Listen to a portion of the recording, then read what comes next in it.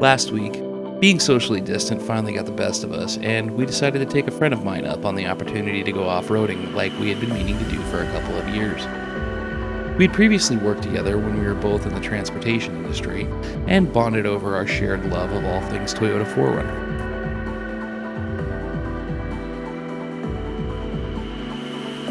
That's my friend right there, John, and that's his wife, Sandy, and those other two you already know.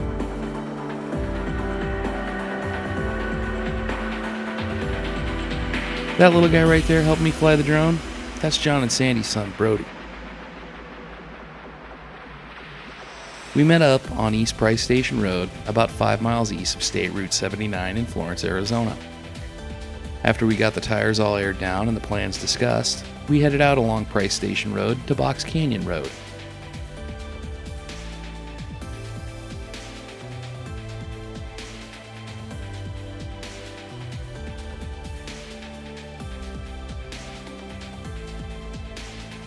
After 9 miles of higher speed dirt road running, we found ourselves entering the tight mile and a half that is Box Canyon. But before we go any further, go ahead and smash that like button and subscribe to our channel. By doing so, together, we can crack the YouTube algorithm and help this channel grow. Box Canyon is a staple of East Valley off-roading and makes for a rewarding and unique off-roading experience. It was on this portion of trail that the differences between our 3rd generation 4Runner and John's 4th generation 4Runner really became apparent. John's 4th gen is quite a bit more built than our 3rd gen. He's got an Icon suspension, bigger, more aggressive tires, and welded-on rock sliders. These mods give him the ability and confidence to take more challenging lines when crawling through Box Canyon. On the other hand, our ride is mostly stock in comparison. I have put Old Man Emu springs and Bilstein shocks all the way around, but with the full camping gear load we were carrying, it doesn't really equate to any significant gains in ground clearance over stock. The advantage we do have is in the 3rd gen's smaller form factor.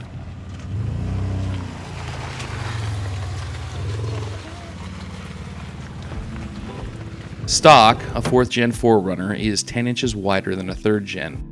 Taking into account John's suspension and oversized tires, our width difference is probably more like 12 to 14 inches, or about 18% less wider. It's the same story to a lesser degree with wheelbases, with the 3rd gen being about 5% shorter, meaning more breakover clearance from the factory. This became evident a couple of times where John would have to hop a tire up and over one side of a narrow obstacle, where we could just drive right through in between the rocks. When we came out of Box Canyon, the views started to open up and the trail smoothed out some.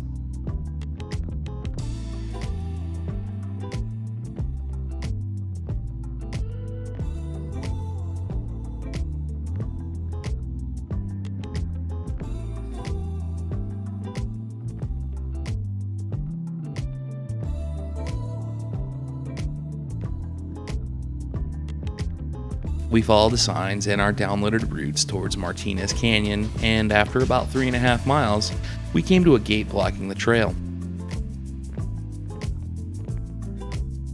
From there, it was time to set off on the hiking portion of the trip. It's a relatively quick and easy hike into the canyon to the ruins of Martinez Canyon, about a half mile each way through some very impressive looking rock formations.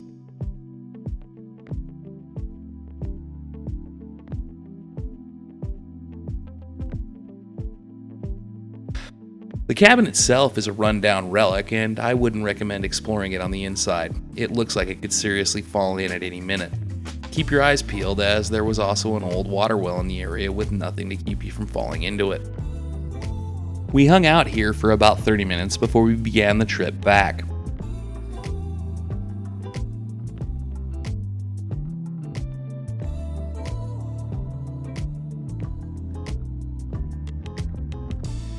If you do come out this way and feel more adventurous, there are more mining buildings about a half mile or so up the trail you could go look at.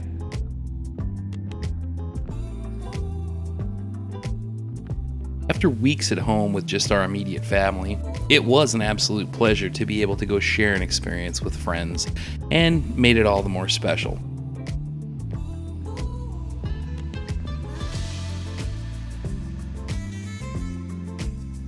We really appreciate John and Sandy spending the day with us.